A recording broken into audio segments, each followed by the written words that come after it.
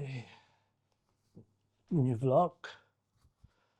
All right, you click this video because you want an honest opinion about Dehancer, and you're in the right place because I'm gonna get straight to it.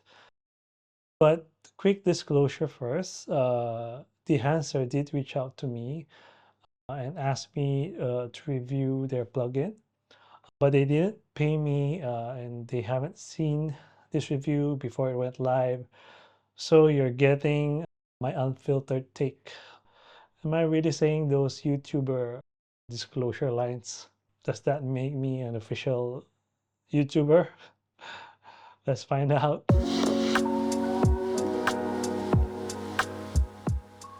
I have the DaVinci Resolve and Capture One plugin of Dehancer, so I can only talk about my experience using those apps. First is the installation and the user interface and the whole experience. Okay, installing Dehancer is pretty straightforward. For DaVinci Resolve, you need to run the installer, then it appears in your effects library. For Capture One and Lightroom, they use the same installer, so pretty straightforward. As with any other plugin or app, there's a manual. Read it. It's very comprehensive. There's specific settings that you need to adjust before you can really start using the plugin. For example, Dehancer recommends for Lightroom or Capture One, you have to set your display to sRGB color gamut. The manual has all the details. Read it. It will help you get the best results. Then in terms of the UI, it looks very similar to DaVinci Resolve's Film Creator tool. So if you're familiar with Resolve, you'll feel right at home. For Capture One, it reminds me of this old Photoshop plugin called Nick Collection that I used to use last time. And there's a window pop-up and you play around with all the parameters to get the look that you want. Speaking of settings, if you're using DaVinci Resolve, Dehancer works best when you apply the plugin to the last node of your color grading workflow. So you have to do all your corrections first, white balance, exposure, correction, curves, etc. Then create a new node and apply Dehancer. This will give you the cleanest and most film-like result. This is highly recommended by Dehancer. Also, try to shoot or use footages that were shot in log mode, you know, your S log, your C log, F log, just to get the best outcome. As with any other app or plugin software, you need to spend some time learning and getting used to it. I have the plugin for about a month and a half now, so I'm still getting used to it. But you do need to know some basic film terms like push, pull, elation, bloom. But if you are coming in fresh without any background in film, you can either play around with the settings to see how it changes your image or footage, or like I said earlier, read the manual. If you take the time, which I highly recommend, it'll feel like having a virtual darkroom and you'll enjoy the whole experience. Like I said, I've only had Dehancer for a month and a half, and these are broadly the stuff that I really like and some of the stuff that I don't like. And I'll start with the most practical point, and I know this is an important consideration for most of us, the pricing.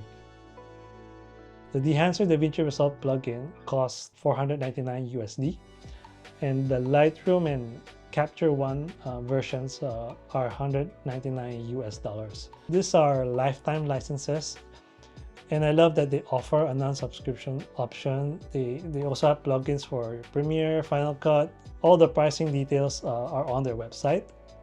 Some good news, Dehancer did give me a discount code for you guys, so you can use the promo code KCVlogs for a discount. So I'll put the links in the description below.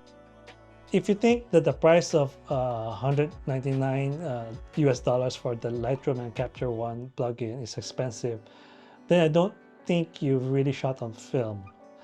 You know how expensive film rolls nowadays? 5 rolls of Kodak Portra 400 is around 100 Singapore dollars, and that's 36 shots in one roll.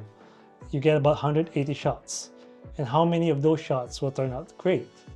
Then you also got to buy your film solutions, your developer, your stop bat, fixer, maybe rent a dark room if you don't have a personal one. Your water bill will probably go up as well. So think about that. So which one do you think is more expensive? And you know, one of the reasons why I stopped shooting with film is because of the cost. It's ridiculously expensive now, especially with younger people getting into it, you know, and they're sharing it on TikTok, Instagram, hyping it up. So the demand for film has been skyrocketing for the past few years. Another reason why I stopped is honestly, it's not really good for the environment. You know, there's chemical waste, a lot of single-use materials, packaging. Developing film needs a lot of water. With Dehancer, it totally negates all of those concerns for me. So before some of you film purists out there react negatively, I suggest you try it out first, or at least watch some of the YouTube videos and reviews out there about Dehancer, or read about the company and their background and the people behind it, which, you know, brings me to my second point. I think it delivers a top-notch film look, probably the best that is out there right now that I've tried. Maybe because the founder and the people behind the company are really passionate about film and improving their product. There's a page in their website where you can read more about their history. You'll know by reading that these guys get it and they know what they're doing. Image quality, the final output, I really like it. I feel that it doesn't just, you know, mimic the look of film. It feels like the actual film development process, but you know it's really not because you're doing it on your computer. I guess I could call it the digital equivalent of developing film. You can do more, like you can experiment, you can do some trial and error. Unlike, you know, actual film development, when you make a mistake or like using the wrong chemicals or mistakes in your timing or accidentally having light leaks in your dark room, there's just too many variables that can go wrong. Unlike if you use a product like Dehancer, you can just Control Z, you know, undo the mistakes and restart again. There are tons of film stocks to choose from, you know, including rare films, and I think some discontinued ones are there in Dehancer. It's like having a library of every film you've ever wanted to try, and you'll never run out of stock because it's digital. And the company is constantly updating the plugin with new film profiles. So us film enthusiasts are really spoiled for choice. Going now to the things that I'm not a fan of, or some caveats for people who are planning to buy Dehancer. I think it's good to know these things right before you buy. So first of all, Dehancer is very, very demanding on your computer. Even on my MacBook M1 Max with 32 gigs of RAM, I noticed lag when working with multiple 4K footages and applying effects to them. Of course, I'm pushing it a little bit sometimes, but if you're on a less powerful machine, you gotta expect some slowdowns. There doesn't seem to be a batch processing feature. Currently in Dehancer, you still need to apply the film look that you've created one by one through the pop-up window. So if you have 30 plus photos to edit, it can be a bit of a time drain. I can imagine it can be very, very frustrating if you have hundreds or more photos that you're working on. I don't know, maybe I haven't figured it out yet, or maybe this will be addressed in future updates. I don't know. I would love to see a feature that is similar to the sync function in Lightroom. You know, you can just copy from a master source and paste it across all the photos that you have. Especially on studio work, you have a consistent lighting and exposure, so you just need to apply one final film look to all of them. So it'll be good if you don't need to do it one by one. Since I've mentioned earlier that one of the nice things about Dehancer is the sheer number of film stocks available to you. That's one of the pros, definitely, but it can also be one of the cons depending on how you work and your style.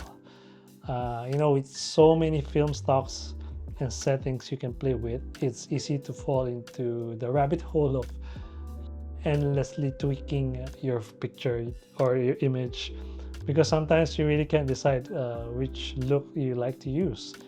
And once you've chosen, sometimes you have all these controls that you can play around with, and again, that's super nice. But if you're like me, who really loves to experiment with different looks and treatment and style, you're gonna be tinkering around with the Dehancer settings the whole day for just one photo or just one clip. I mean, it's crazy. I've been there. I don't know, but that's just me. It depends. Maybe that's not your workflow. Good for you. But actually, that goes back to my comparison with using actual film. You really can't make mistakes, or there's not much room to really experiment. Having that process in digital is so much better for me. Again, at the end of the day, we all just want to have that film look, right? We all have our reasons why we want to get the film look. If you love that rich cinematic film look, then go ahead and try Dehancer. It's a great tool that bridges the gap between old school analog and digital. It's a dream to use for filmmakers, photographers, creators, or anyone who really care about storytelling through visuals. But I guess be mindful also that the visuals and the look are just one part of storytelling. You still need to know when and how to use it to enhance the overall story that you're trying to say. My personal preference would always be narrative first. The story that you want to tell, whether it's through your videos, your photos, has to be solid and compelling enough before you augment them using your visuals, using these plugins. I mean, what's the point of having that film look if your story doesn't appeal to the hearts and minds of your audience, right? If it doesn't engage them emotionally. Anyways, that's the end of my review. And are you team film? Are you team digital, or somewhere in between? Let me know in the comments below. If you like this review, if it helped you, please hit the like, subscribe button and ring that bell. Thanks for watching. Until the next one, bye.